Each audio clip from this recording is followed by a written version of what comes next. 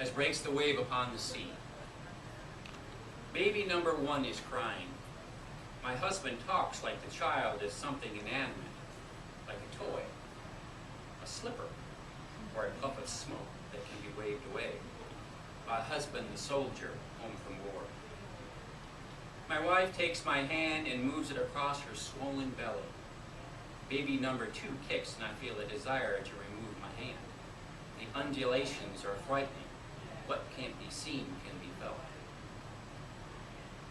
I hold his hand steady.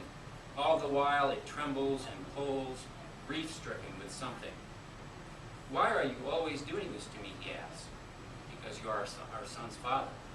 What difference does this make? At work, I don't tell anyone anything. My friends suspect something isn't right, though she doesn't press me. Another so-called friend, Angela, says it's because this war isn't seen. No pictures on the TV like there were in Vietnam. What she really says is the Indochina War.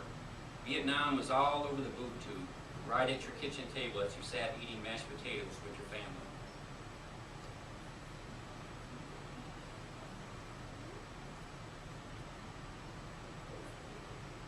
Is there anything in particular you would like from the store, I ask. No. Nothing? Nothing. You've got to start eating. Sand. What? I like some sand. Bring me a cup of sand. Better yet, bring me bags and bags of sand. Can't eat sand, I say. He gets up from the sofa and sort of jogs to the kitchen. When he comes back, he's carrying a 10-pound bag of sugar. Never mind, he says as he rips open the bag. I'll use this. The sugar falls to the floor like a white waterfall. The baby giggles, squirms in my arms to be let down. My husband scoops a handful of sugar that flattens his hand and studies the sugar by moving it around with the tip of his forefinger. I fight the urge to yell at him. He begins counting, separating the granules carefully, one speck at a time.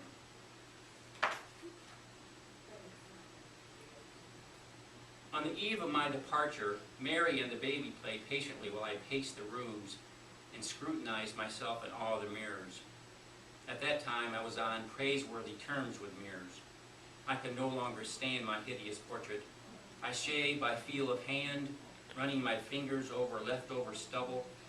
I reflect on my countenance and imagine a railroad track of black whiskers running along parts of my neck, fading below my Adam's apple and into the tufts of hairs in the hollow of my throat. Somehow I still manage to read. I pass time in science fiction novels, fantasize about myself and other worlds many galaxies away, frolicking on surfaces of moon dust or frozen soil. But I always come back to Dostoevsky. I relate to the lives of the guilty, the acrimonious ruminations in the first person, how I love to hate the characters who ask their absurd questions that have no answers, their incessant dwellings on and decrepit cry for salvation and mercy. Let them all be put out of their misery, while the rest go on seeking nothing but the loneliness of desperate platitudes. Some days I fritter away the hours by doodling page after page of musings about nothing at all. I sit in my chair holding pen and paper like an author on some kind of drug. This is something I often write. How often do I think of my buddy? Answer, I think of him all the time. He moves in my mind like a permanent thought. But where am I in his thoughts? I think my buddy's thoughts are not empty. He thinks of apples, plums, cherries, sun, and rain. He thinks of earth. He thinks of enzymes, mold, beetles, and worms. He thinks of birds, fleeting and raucous. Large nests in crooks of trees, little nests on the ends of branches, bold nests at the tops of lodgepole pines. My buddy's head is full of all these things, but where am I compared to the water that swims over rocks? Are you having bad dreams, I ask. I dream incessantly, he says. About what? Are you kidding? He laughs a laugh I no longer recognize. Tell me one. My mother once said to me, in the whole vastness of everything, in the vastness of it all, what are we? Nothing. God be damned. I think of those sand-colored tents now, and I wonder if they are still there. I wonder if the new owners looked one more time in them before taking them all down, or before they simply left standing. The wind swept sand already burying them even before their trucks rolled out. The whole world could be found in those tents.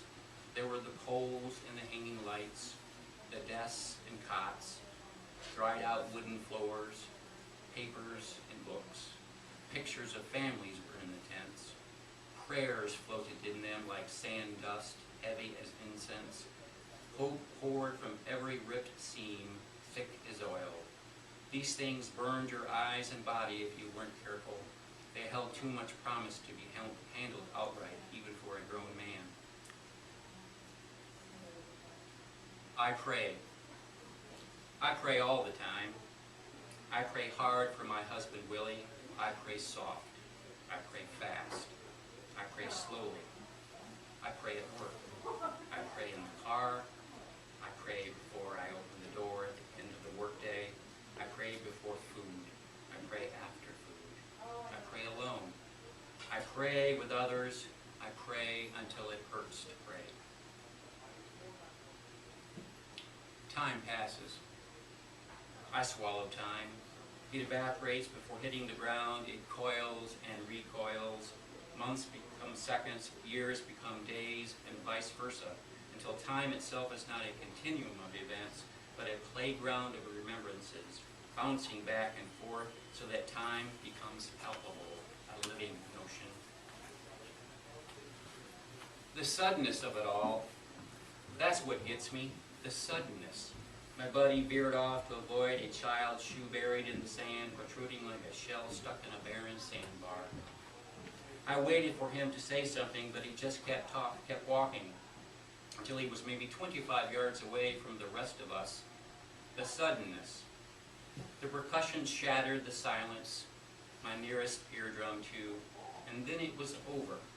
His life, his body, his mind, his talk, his laugh, his wink, his dumb jokes, his taste for chili, his fatherhood, his degrees, his voice, his teeth, his persuasive grin, the unpersuasive way he threw a baseball, his terrible singing, his nightmares, his ugly scar on his lower back, his love of books, his hatred of magazines, his childlike joy in running, his love of coffee, of movies, the way he stuck a finger into a jar of peanut butter, the southern lilt of his voice when reciting Shakespeare. Noise from the blast drowned out the lieutenant's instructions. Soldiers jumped to the ground, their heavy boots colliding. A baby began to cry, and a mother talked softly to the child. "Shh," she said, "be quiet." One soldier lit a cigarette. He drew in smoke and sent a puff of smoke through both his nostrils and his mouth. He looked up at the sky and squinted. I followed his gaze as it fell upon a cluster of birds that suddenly appeared, circling. But listen to me for a moment. Just before it happened, I had been thinking I was his best friend, maybe his only friend. He seemed as tall and alone as a single tree. As he walked away, he looked like a great blue heron, all legs and neck, prancing through the sand, each leg high-stepping, the thin torso of the wedge that held the two together. A strong wind could have blown him over, I had been thinking. As I noticed him continue to veer away, I had been thinking too of his daughter, because he had been telling me about the way she whistled, how her whistle sounded throaty and all grown up. And as he walked away, he began to whistle, singing in the rain, and I could picture his 11-year-old daughter whistling and the gentleness of her voice. Now, thinking back, I wonder if, while he whistled, a few microscopic droplets of moisture didn't drop off his lower lip.